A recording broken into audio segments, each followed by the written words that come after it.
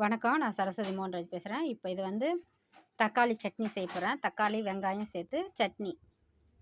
இட்லி, தோசை, சப்பாத்தி இதுக்காக செய்யலாம். இதை வந்து நம்ம ஒரு வாரத்துக்கு கூட வச்சுக்கலாம். எண்ணெயிலே வேக வச்சு வைக்க போகிறேன். இப்போ அதுக்கு நாங்கள் 4 பேர் இருக்கோம். அதுக்கு பெரிய தக்காளியாக 2 எடுத்திருக்கேன். 3 வெங்காயம் எடுத்திருக்கேன். அந்த வெங்காயம் 4 பேருக்கு 4 வெங்காயம் எடுத்திருக்கேன். 5 காஞ்ச மிளகாய் எடுத்திருக்கேன். 1 பூண்டு பல் எடுத்திருக்கேன். கொஞ்சோண்டு புளி எடுத்திருக்கேன். இப்போ இதை வச்சு கொஞ்சோண்டு சும்மா ரவோண்டு போட்டால் போதும். இதை வந்து இப்போது தக்காளி சட்னி செஞ்சுருவோம். இது எல்லாத்தையுமே அரிஞ்சு எடுத்துக்கலாம். வெங்காயம், பூண்டு, கருவேப்பிலை, காஞ்ச மிளகா, புளி இதெல்லாம் எடுத்து வச்சுருக்கேன்.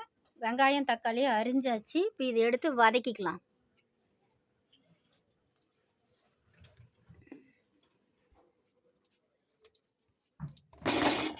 அடுப்பு பற்ற வச்சு நான் சட்டி வச்சு நல்லெண்ணெய் ஊற்றிருக்கேன் 2 ஸ்பூனு. இப்போ இதில் வந்து காஞ்ச மிளகாயை ஃபஸ்ட்டு போட்டு வதக்கிக்கலாம். இப்போ இன்னும் 2 எடுத்தேன்.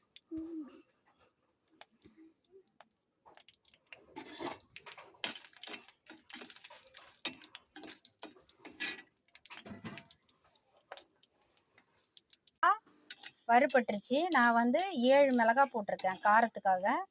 உங்களுக்கு தேவையான அளவுக்கு போட்டுக்கலாம். காரம் அதிகமாக வேணுன்றதுனால தக்காளி சட்னி நான் 7 போட்டிருக்கேன். இப்போ இதுக்கப்புறம் பூண்டு போடுறேன். அதுக்கப்புறம்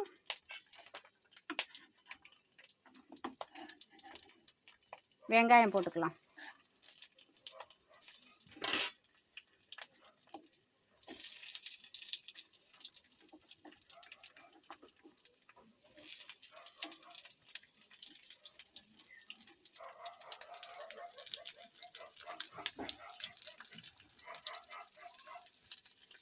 கருவேப்பிலை போட்டுக்கலாம். புளியும் கொஞ்சோண்டு போடுறேன். இது கொஞ்சம் செவரட்டும்.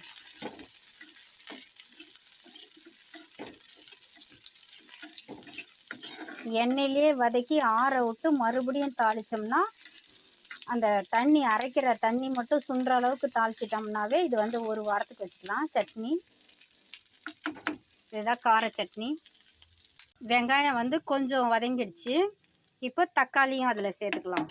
ஏன்னா வெங்காயம் தக்காளி 2 ஒன்றா போட்டால் சீக்கிரம் தக்காளி வதங்கிடும். அதுக்காக முன்னாடியே வெங்காயத்தை வதக்கிடலாம். இப்போ தக்காளியும் போட்டுடலாம்.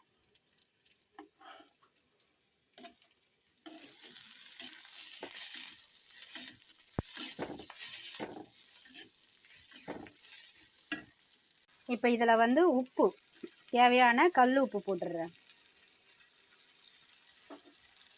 பத்தலைனா கூட அப்புறமா போட்டுக்கலாம். பெருங்காயத்தூள் கொஞ்சம். இதை நல்லா சுற்றி விட்டு வதக்கிக்கலாம். வெங்காயம் தக்காளி நல்லா எண்ணெயிலேயே வேகணும். நான் இது மாதிரி தான் நல்லா வேக வச்சு தக்காளி தொக்கும் செஞ்சு வச்சுக்குவேன். வெங்காயம் நல்லா வதங்கிடுச்சு. வெங்காயமும் தக்காளி, பூண்டு, புளி கொஞ்சோண்டு போட்டிருக்கேன். இப்போ இது கூட கொஞ்சோண்டு 1/2 டீஸ்பூனு வெறும் மிளகாத்தூள் போடுறேன் காரத்துக்காக, கொஞ்சம் கலருக்காக. இது வந்து மிளகாயை இறக்கிறதுக்கு முன்னாடி இதில் போட்டு கொஞ்ச நேரம் வதக்கிக்குவேன்.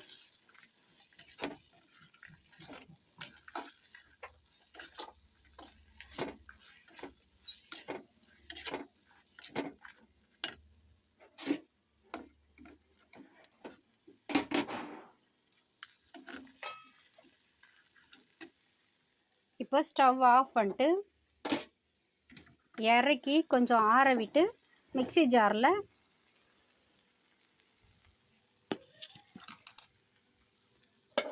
போட்டு அரைச்சி எடுத்துன்னு வந்து தாளிச்சிடலாம்.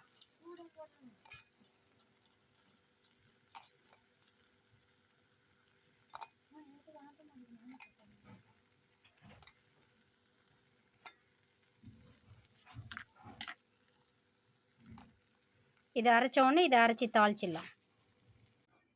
சட்னியை வந்து அரைச்சிட்டு வந்தாச்சு. இப்போ எண்ணெய் நல்லெண்ணெய் ஊற்றி, நான் நல்லெண்ணெய் தான் யூஸ் பண்ணுவேன் ஊறுகாய்க்கு சட்னிக்கெலாம். இப்போது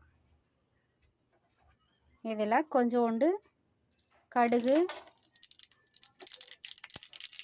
கருவேப்பிலை போட்டு தாளித்து சட்னியை கொட்டிடுவோம்.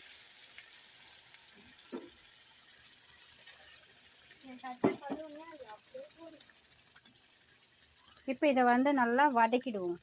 எண்ணெய் இந்த அளவுக்கு பிரிஞ்சு வர அளவுக்கு வதக்கிடணும்.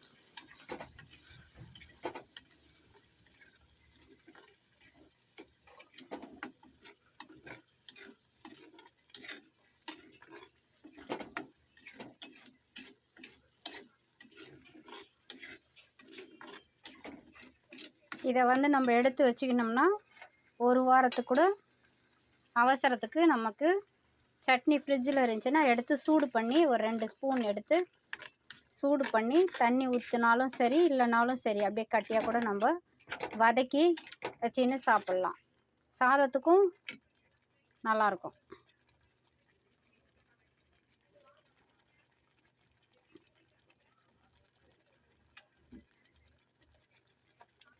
இப்போ நிறுத்திட்டு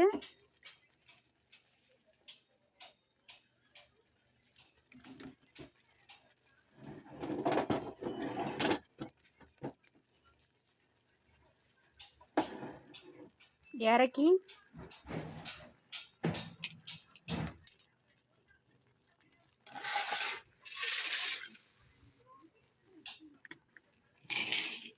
இதுதான் தகன்னு இருக்கும் தக்காளி சட்னி. இப்போ இது வந்து பூரிக்கு தான் நான் செஞ்சேன்.